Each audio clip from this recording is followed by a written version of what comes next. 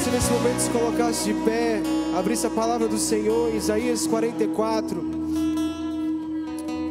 Isaías 44.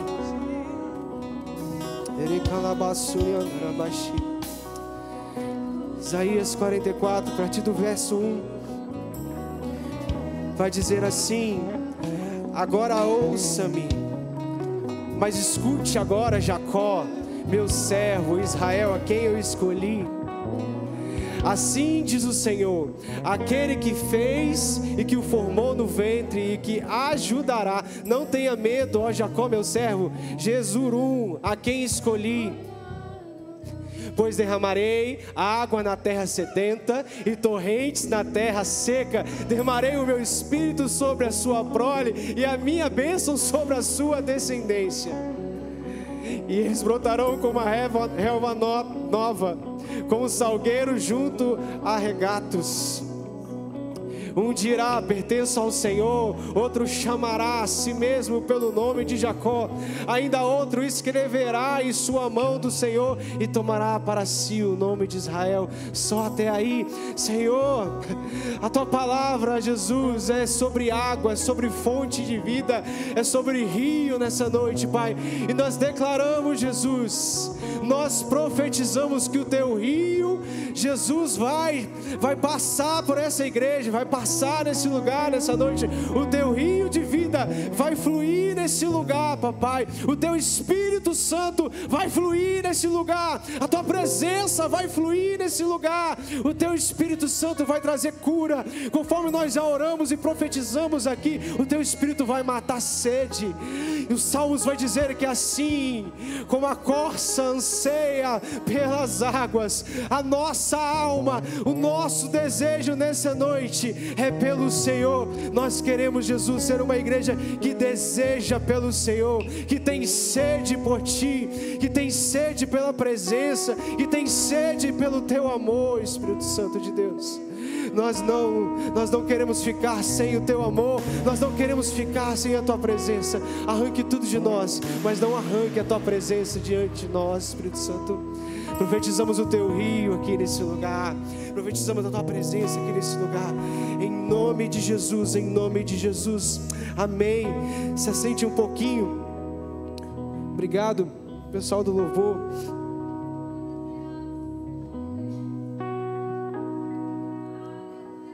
Nós estamos diante de um texto messiânico. Isaías é um dos profetas que mais apontam a Cristo, mais falam sobre Cristo, mais vai profetizar a respeito do Messias, do Cristo, daquele que Deus prometeu para aquele povo para trazer a redenção. E estamos de novo diante a um trecho, a um versículo, a um capítulo que Isaías novamente vai trazer a profecia sobre Cristo, porque lá no verso 3, como nós lemos, vai dizer que: pois derramarei a água para matar a sua sede, regar os seus campos secos, derramarei o meu espírito sobre os seus descendentes e a minha bênção sobre as suas futuras gerações, futuras descendências. Isaías, ele a todo momento ele vai profetizar a respeito de Cristo Jesus. E não somente Isaías, mas toda a Bíblia, seja no Antigo Testamento ou no Novo Testamento, vai trazer a respeito de uma revelação sobre a água. E a água, ela é muito presente em toda a Bíblia. E nós vamos discorrer um pouco sobre isso nessa noite. Lá no ensino médio, quando você era adolescente,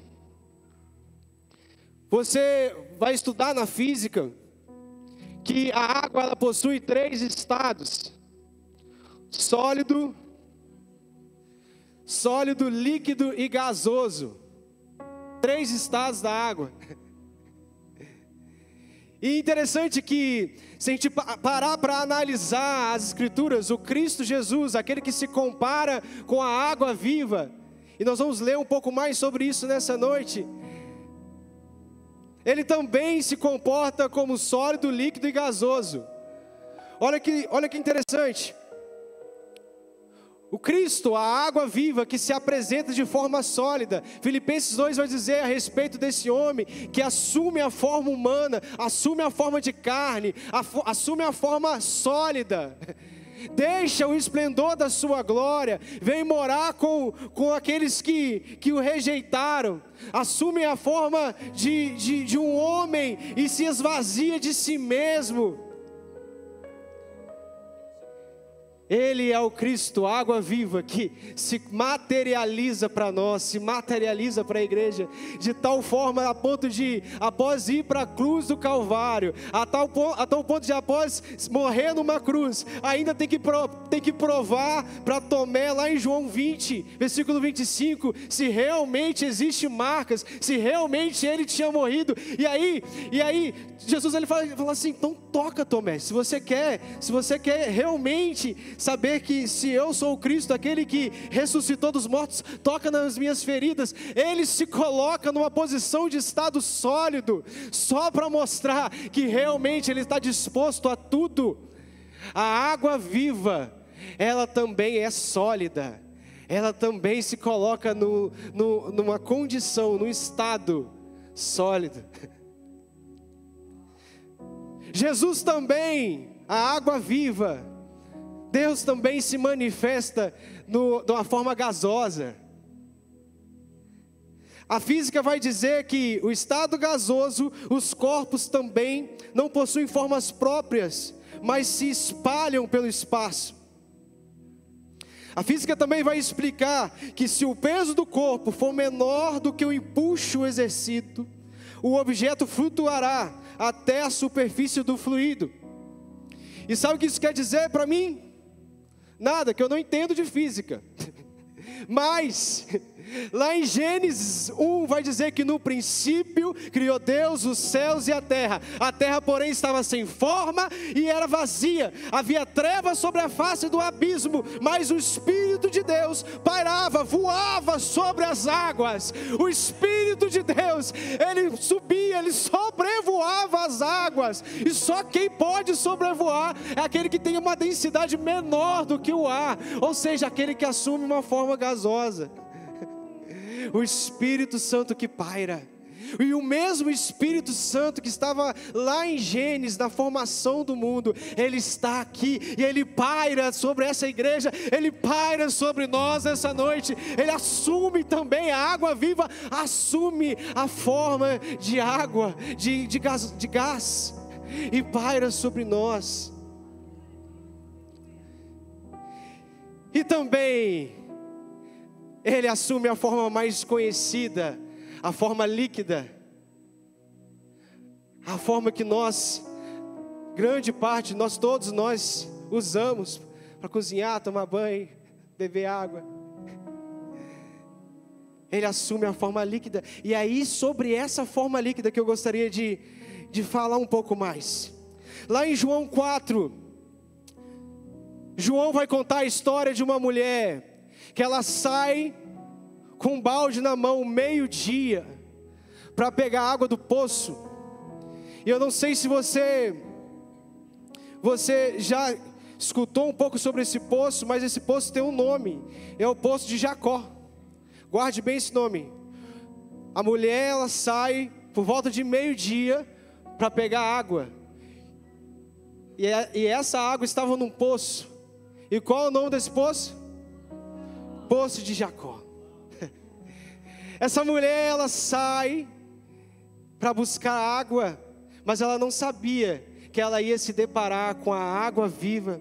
Essa mulher tinha 5 maridos, era massacrada pela sociedade, tinha uma vida sentimental destruída, tanto que ela não podia pegar água em a hora que ela queria. Ela tinha que ir numa hora que tinha menos gente, porque ela não poderia se expor. E era a hora mais quente. Talvez era a hora que essa mulher tinha mais sede, porque meio-dia, o sol rachando.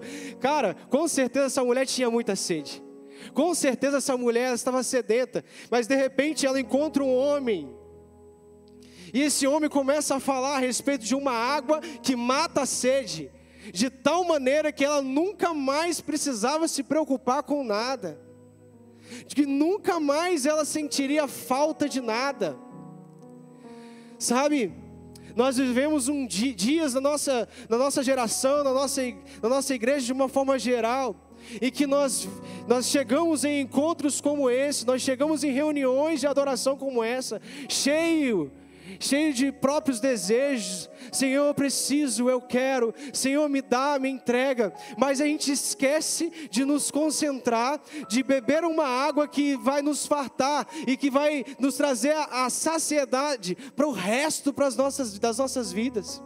Muitas vezes nós nos concentramos com aquilo que nós queremos e esquecemos que nós precisamos beber dessa água que, uma vez que nós tomamos, jamais teremos sede novamente.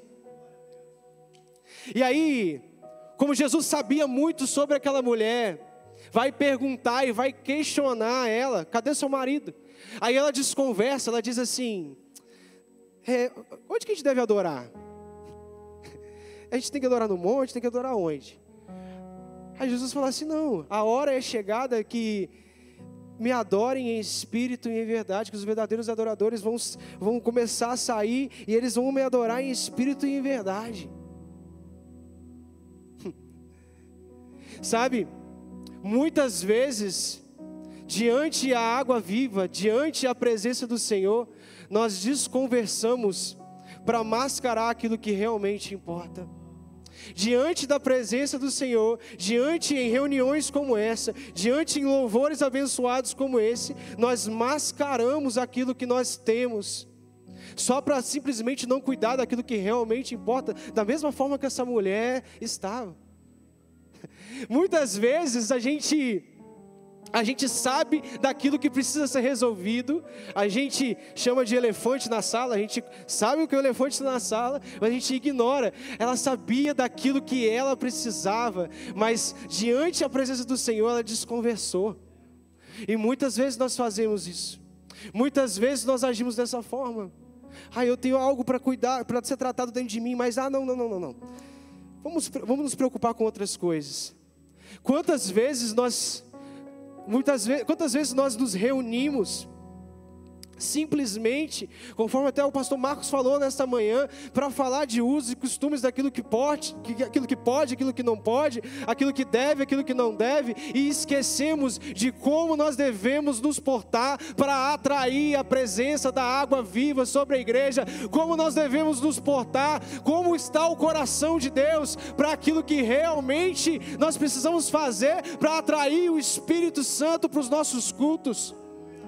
Muitas vezes nós estamos preocupados em: Jesus, será que eu tenho que adorar assim ou assado? Não, o Espírito Santo ele diz: eu importo que seja em espírito e em verdade, que seja baseado na minha palavra e que seja com sinceridade. O Espírito Santo tem me dirigido nesses dias para dizer: devemos simplificar o Evangelho, devemos simplificar a presença do Senhor, torná-la de fácil acesso. Muitas vezes nós humanos, nós homens, nós mulheres, nós simplesmente queremos dificultar, na verdade, a entrar na presença do Senhor, quando algo deveria ser algo simples, e nós vamos discorrer isso aqui nessa noite. Eu não sei se você já se sentiu vazio, já foi para cultos em que se sentiu vazio. Eu não sei se você já chegou em reuniões e que nada faz sentido. Pode ser que o culto esteja maravilhoso, a palavra seja uma bênção, o louvor seja extraordinário, mas ainda assim falta uma coisa. Sabe o que o Senhor está dizendo? Você muitas vezes ignora aquilo que está diante de você e começa a olhar para as circunstâncias e acaba se perdendo. O Senhor está dizendo: a água viva tem se materializado na sua frente e você tem perdido o seu tempo com aquilo que não importa, aquilo que não faz sentido para o Senhor.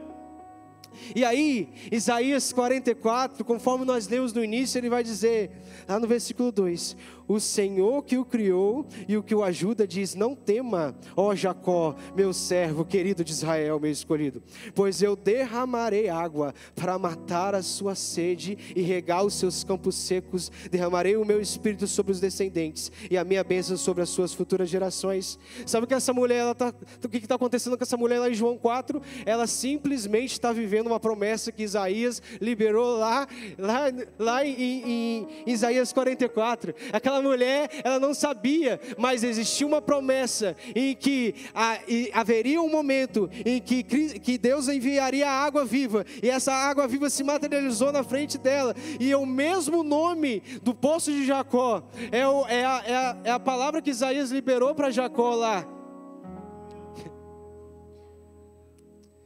O que Deus quer fazer é geracional. O que Deus quer entregar para nós nesse tempo é de geração para geração. É os pais, é os filhos, é os netos. Nós estamos passando por um momento de transição, amém? E que hoje nós temos o pastor Marcos conosco. Mas da mesma forma que o Espírito Santo se movia e se moveu aos 25 anos nessa igreja, o Espírito Santo ele vai continuar se movendo. Ele vai continuar fluindo. Sabe por quê? Porque a água viva, a promessa de derramar sobre a terra seca, não é simplesmente para uma geração, é para de geração em geração. Tanto é que essa mulher é prova disso.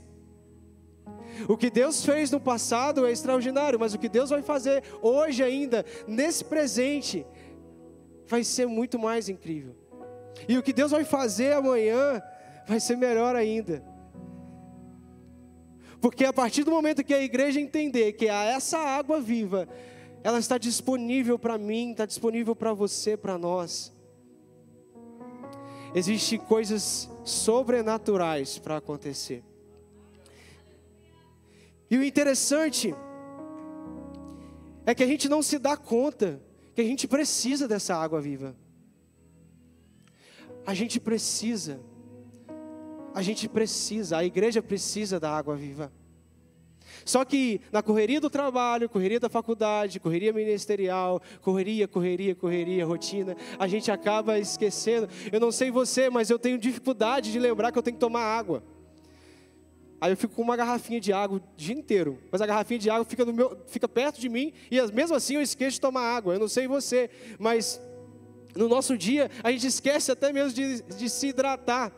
Imagina você beber da água da fonte da vida, de experimentar da presença do Senhor diariamente, a cada minuto, a cada segundo. E aí, um estudo que saiu lá no G1, em 2018, vai dizer assim, que o estoque do oxigênio do corpo humano não consegue ficar mais de 4 minutos. E que também você não consegue ficar mais de 50 dias sem alimentos.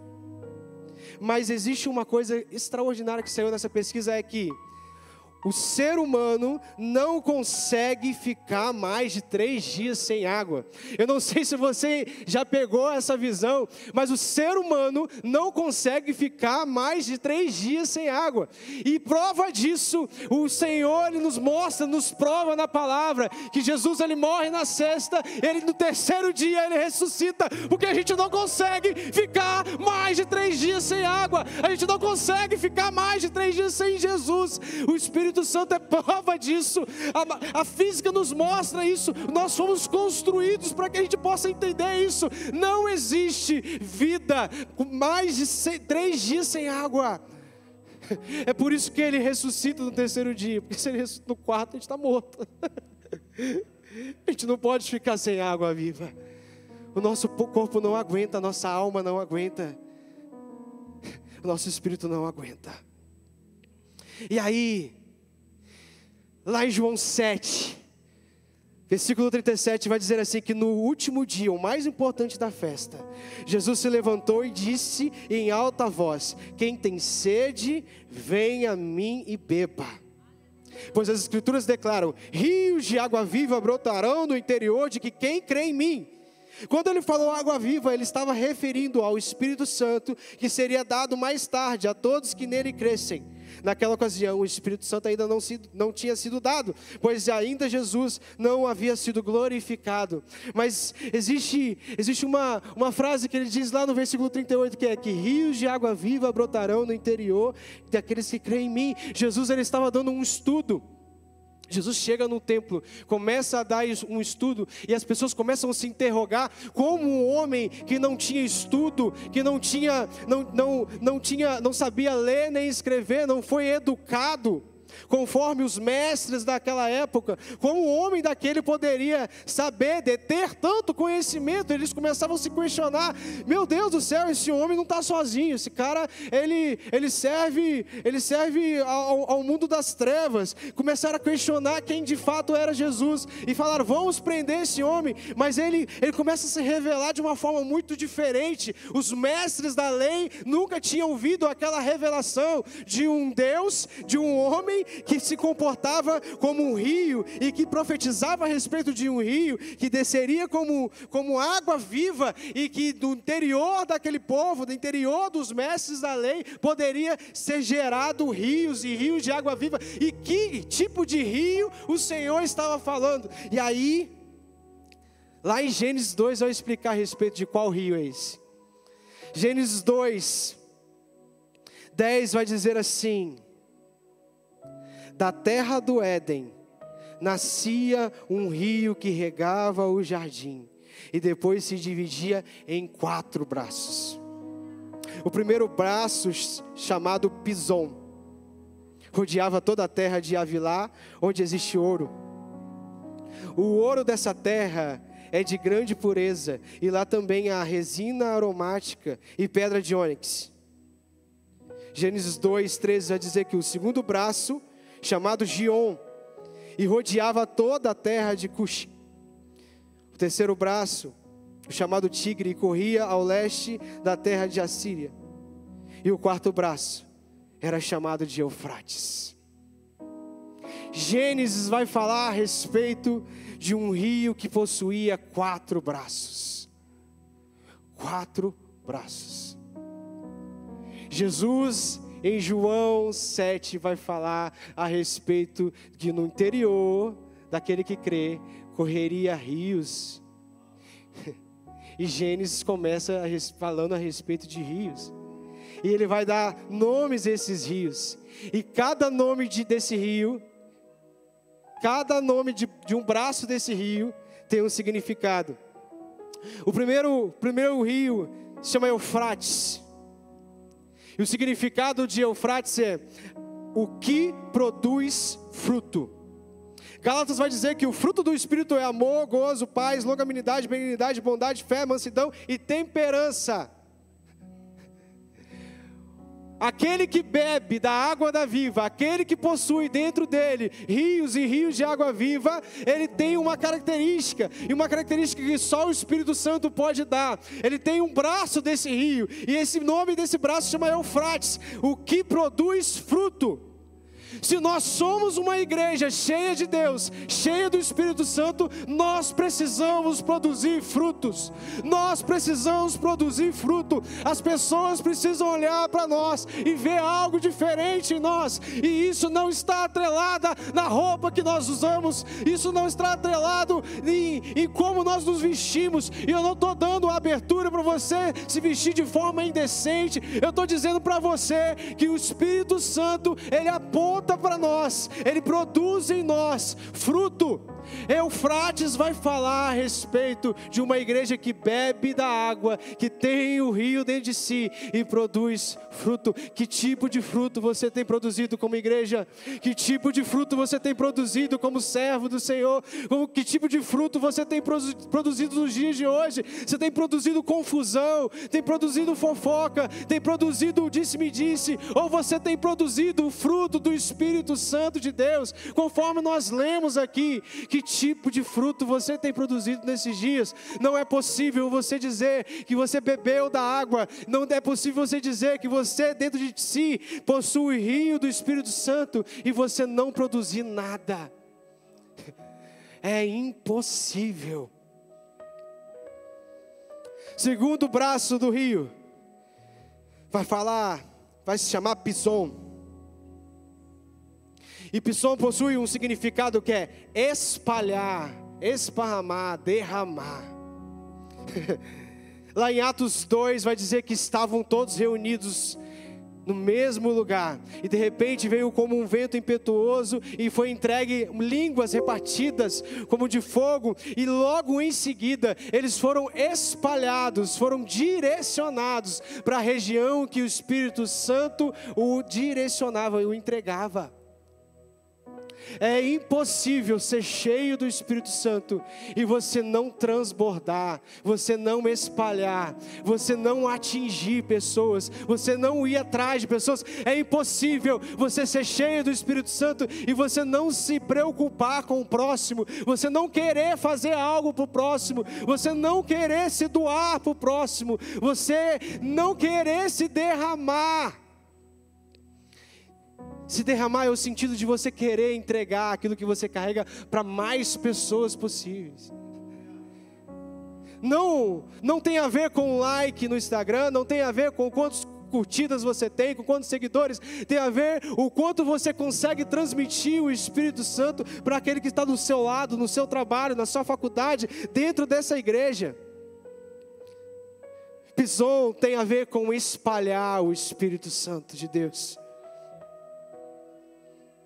E aí nós temos o terceiro rio, o terceiro braço, tigre. Repita comigo, tigre. Vira para a pessoa do seu lado e fala assim, uau.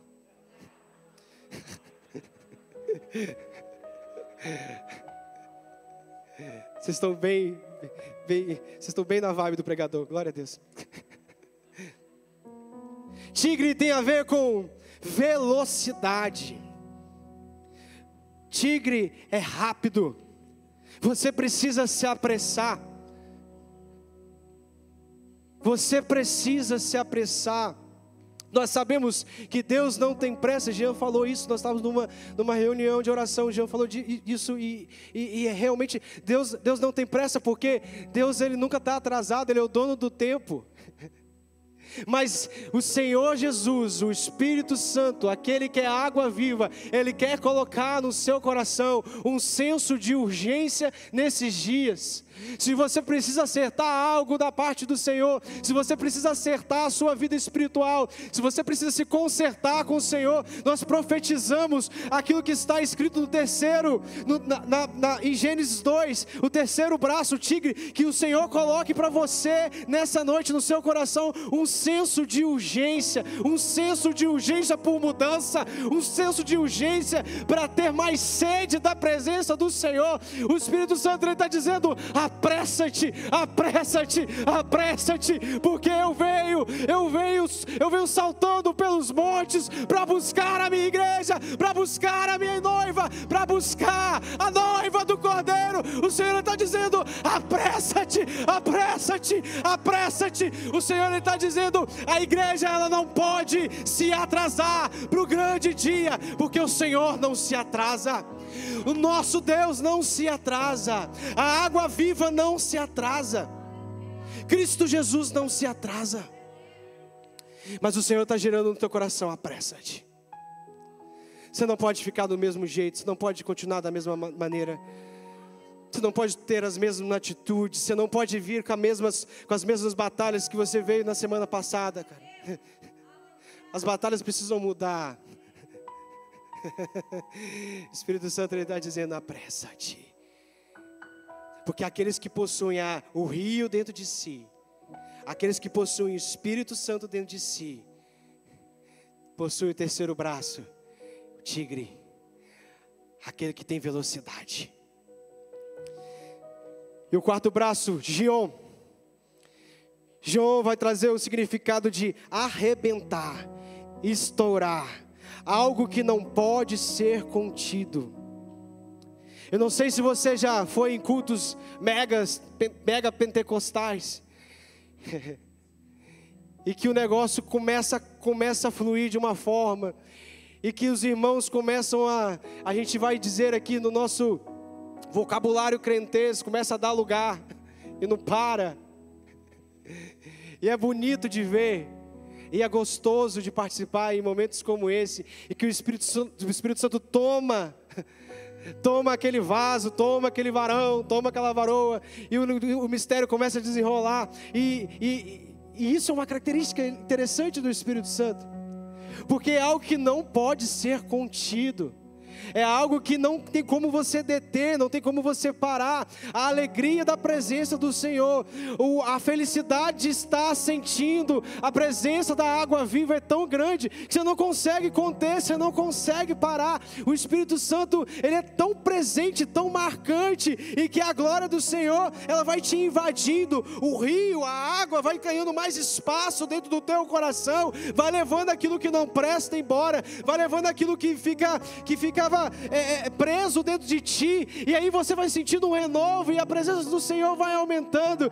É isso, é o Gion, é quando o Espírito Santo, ele te invade de uma forma tão forte, e que você não vai conseguir mais conter, você não consegue conter o Espírito Santo. Ninguém pode conter o Espírito Santo. Eu não sei se você já foi em cultos em que muitas pessoas vêm à frente e recebem a Cristo Jesus, muitas pessoas aceitam a Cristo Jesus, e você não entende, porque o Espírito Santo é que convence o homem do pecado, mas ele também tem essa característica de Gion. Então você pode até não querer, você pode até não estar prestando atenção do culto, mas quando o Espírito Santo invade, quando o Espírito Santo de Deus chega, não pode ser contido.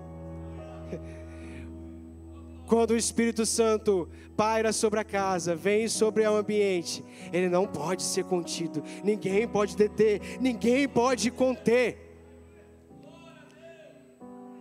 E o interessante é que nós começamos essa palavra falando a respeito da água, e que toda a Bíblia vai falar sobre água. A Bíblia, ela vai começar falando a respeito dos 4 braços, sobre Eufrates, Pison, Tigre e Gion. A Bíblia vai começar falando a respeito de rio, mas lá em Apocalipse também ela vai terminar dizendo a respeito de rio. Apocalipse 22:1 vai dizer que então o anjo me mostrou o rio da água da vida, e transparente como cristal, que fluía do trono de Deus e do Cordeiro, e passava no meio da rua principal. De cada lado do rio que estava a árvore da vida, que produz 12 colheitas de frutos por ano, uma em cada mês, cujas folhas servem para remédio, para curar as nações. O rio de Deus, ele vai começar lá em Gênesis, mas vai terminar lá em Apocalipse. E ele tem algumas características. Primeira característica é que a cada mês, a água que passa por essa árvore dá a habilidade de produzir uma colheita por mês. Temos 12 meses, temos 12 oportunidades de colher aquilo que o Espírito Santo, aquilo que a água viva passa sobre as nossas vidas. Eu não sei se você nesse mês, que começou agora em junho, já colheu o fruto, a colheita dessa estação. Mas eu quero profetizar que nessa noite você vai colher aquilo que o rio de Deus vai produzir em você. Eu não sei se você já colheu os 6 meses até agora de colheita, mas Deus está dizendo para você, existe mais 6 meses para você colher daquilo que Deus quer produzir em você, aquilo que o rio quer produzir em você. Outra característica é que as folhas dessa árvore servem como remédio para curar as nações. O que Deus produz em você, o que o rio de Deus produz em você, serve para curar não somente você, mas aqueles que estão à sua volta. Não somente aqueles que estão à sua volta, mas as nações. O que Cristo quer produzir em você, o que a água viva quer produzir em você é cura. O Senhor Jesus quer produzir cura. E aí, voltando ao texto de João 7, Jesus vai dizer assim: que quem tem sede, venha e beba da água da fonte da vida. Eu queria te perguntar qual foi o momento que ficou tão difícil experimentar da glória de Deus? Qual foi o momento na sua vida que se entrar no Santo dos Santos ficou tão complicado?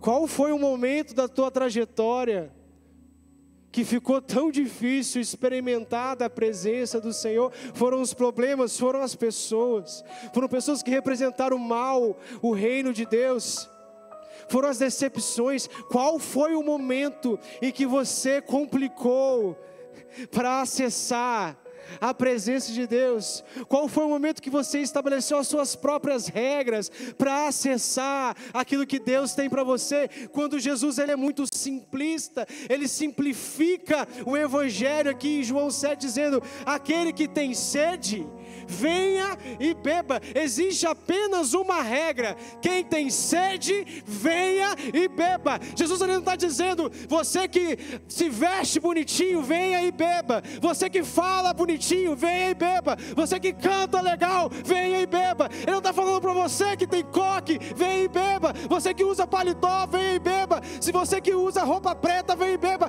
O Senhor está dizendo apenas: aquele que tem sede, venha e beba. Existe apenas uma regra, é apenas uma conduta: é ter sede pela presença do Senhor, é ter sede pela presença de Cristo Jesus. Aquele que tem sede, venha e beba. E Cristo Jesus, assim como ele estava com aquela mulher em Samaria, ele se materializa nessa noite na forma do Espírito Santo, dizendo para você, para mim nessa noite: tenha sede da minha presença. E aí você vai beber da água da fonte da vida, e dentro de ti vai fluir rios e rios de água viva. Eu queria que você se colocasse de pé no seu lugar.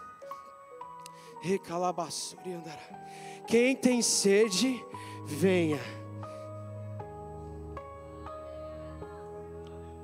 Quem tem sede, e venha. Quem tem sede, venha.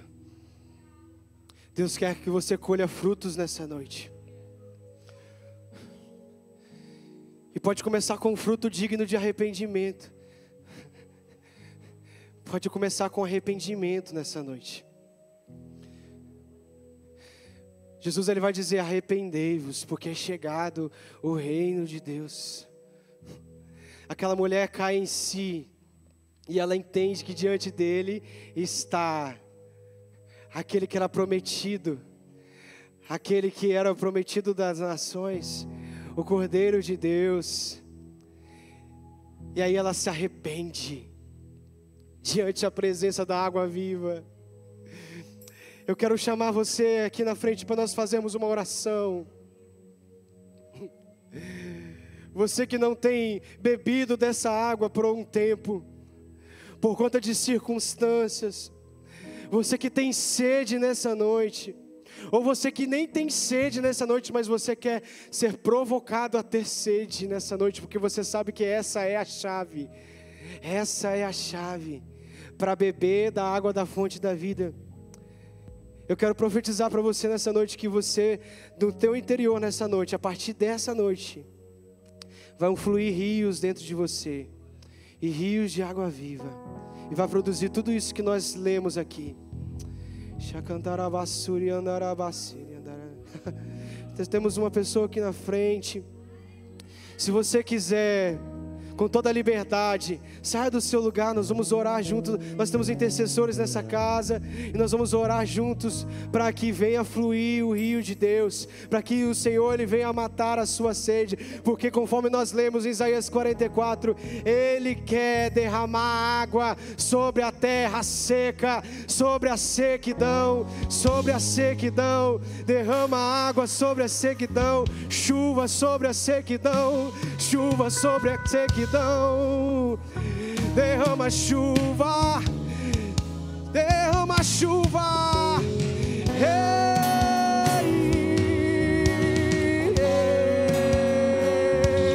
Espírito Santo de Deus,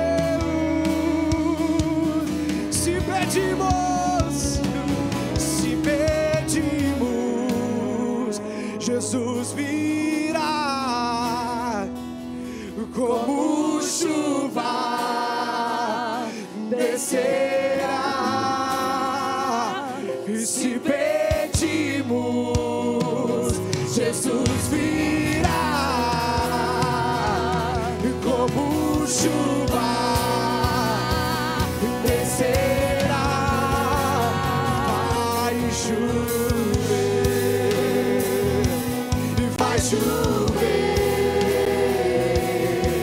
Venha, venha, venha. Abre as comportas do céu e vai chover. Vai chover. Vai chover. Abre as comportas do céu. Sim, Jesus. Pedimos. Você que está seco nessa noite, Jesus precisando da presença do Senhor. Você que tem muito tempo não acessa a presença do Senhor. Saia do seu lugar, nós vamos orar. Aleluia. Se pedimos, Jesus virá como chuva descerá. Se pedimos, Jesus virá como chuva descerá. Se pedimos, Jesus virá como chuva descerá. Nós declaramos a água viva sobre esses que estão aqui. Nós declaramos Cristo Jesus sobre aqueles que estão aqui. Nós declaramos Cristo Jesus. Nós declaramos chuva, água sobre a terra seca. Nós declaramos, Jesus, que os rios do Senhor vão fluir do interior, não somente daqueles que estão aqui, mas sobre a tua igreja a partir dessa noite.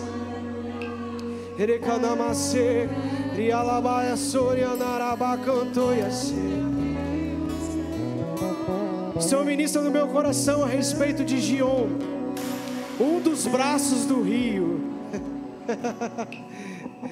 Aquilo que não pode ser contido, aquilo que não dá para segurar.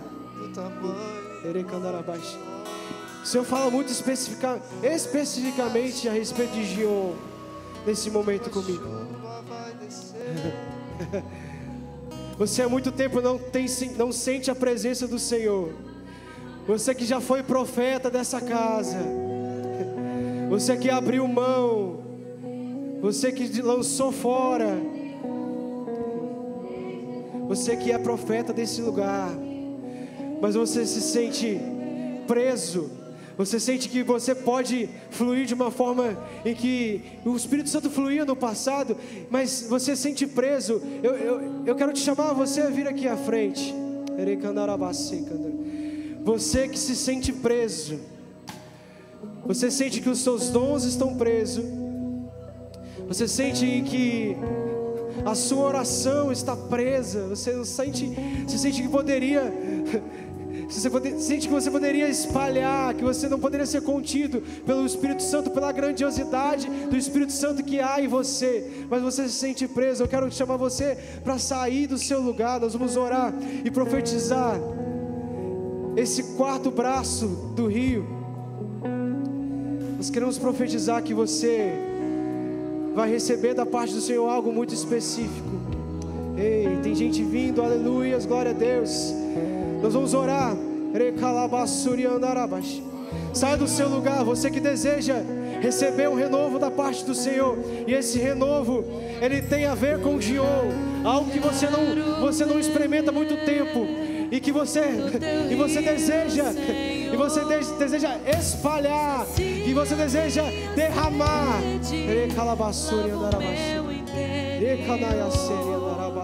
Eu quero fluir em tuas águas, eu quero beber da tua fonte, fonte de águas vivas. és a fonte, Senhor.